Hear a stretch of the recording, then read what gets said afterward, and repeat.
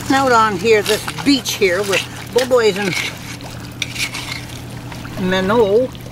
We want to get enough clams so we can steam them and smoke them and probably candy some for the gathering. I told people to bring things that are scrumptious, so this is my idea of what scrumptious is. At this circle, Mother Earth has been under siege for years. We're all guilty of taking her for granted, some more than others.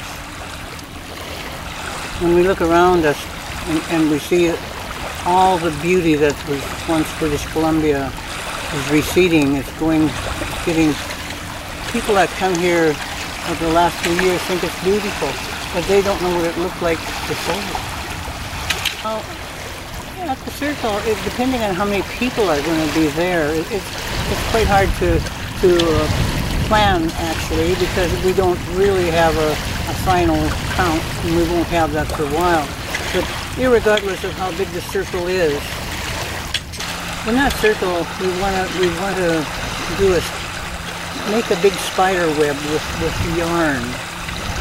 The people will be all in a group standing next to each other.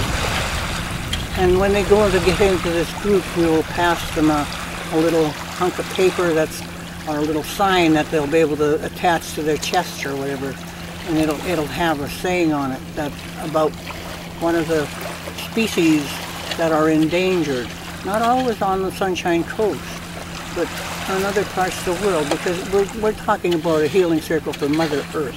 Mother Earth is 25,000 miles in diameter or thereabouts. So we're worried about every part of her, not just our part. We need all of her to be getting better, to be improving. So that's what we're aiming at.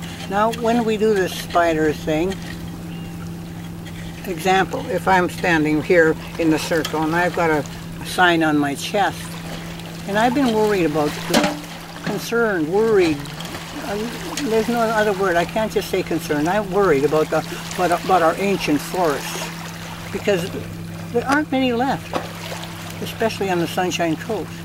We're fortunate to have a few yellow cedars that are 1,000 years old, and a few red cedars. But they're getting close to being put on the chopping block to be. So because I'm worried about these trees, my sign is going to probably say something like, "You're not looking at me now. My name is Xwu'p'a'lich, Barb Higgins." But in that circle, I'm hoping to, I'm going to have the sign that will say, "I am a red cedar," or a yellow cedar. I'm ancient. I'm about 1,000 years old. The Sechelt people called us the standing people, because we stand around and we guard the water. Many things live in us, thrive in us. There are so many ecosystems within the forest itself that when they cut the trees down, it's not only the trees that are going to die, it's all those ecosystems. One thing upon the other. It's a terrible loss. Can't allow that to happen. Can't allow it to happen. So that's what my sign will probably say, and it'll say that I function as the lungs for you. For all human beings, the trees, the standing people of every type. They're the ones that are breathing and bringing down the good air for us to breathe.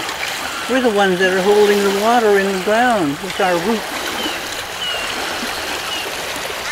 And I don't know, I didn't plan on this. It just came out of my mouth. It said, "I'm going to hold a gigantic healing circle for Mother Earth." And somebody said, "How do you do that?" I said, "I don't know. I don't know. We'll just have to play it by ear and do it as we go along." So I've never been to a healing circle for Mother Earth, so I don't have anything like that to draw upon. But we'll give it our best shot. We will. We'll do our best. And maybe it might take more than one circle to you know, like more than one time to get the things done that we want to do. With when our circle is, when they first threw me that ball of wool, I took the ball of wool and I wrapped it around myself like that. And then I threw the ball like I'm going to throw the ball to somebody else, and they'll be holding a sign saying whatever it is. It'll be something, and you'll be surprised when you see this happening. Actually, I'll be surprised too, because this is all in on my head so far. But I know it's going to work because the Creator said so. So when the circle is all done and everybody's had a chance to say what kind of a, they might be a rot person, they might be an angleworm for all we know, or a bug. What difference does it make? We're all a part of the cycle of life. When all this is done and our spider web is right done up, beautiful, then when there's nothing left to do, we'll cut that web, and the part that goes around here, around your waist, you'll have that to weave a bracelet so that you can wear that bracelet home with you, and so that you can remember each day, every time you look at it, you can remember our healing circle for Mother Earth and your participation in it. That's one of the things we plan on doing. Another one is, we've got some people that do a lot of meditation and yoga type things.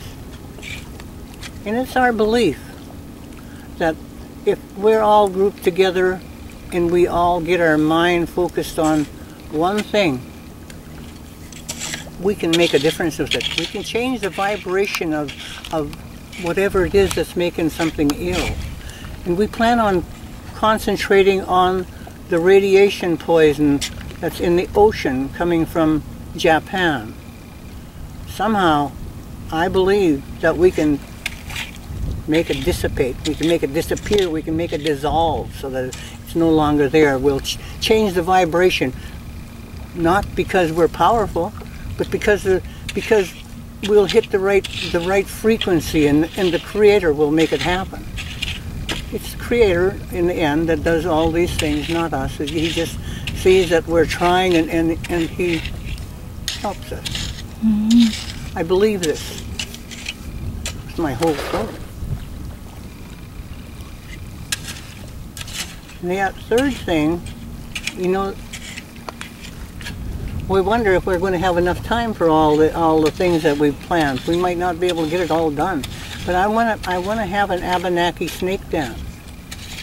It's a healing dance, and some marvelous things have come of that when we've performed that. And people have been healed of things like cancer. And so if cancer can be cured in a human, what could it do for Mother Earth? We have no idea, but we're aiming at the healing power at Mother Earth. So I believe, and I hope you're going to come to this and bring something scrumptious too for our gathering.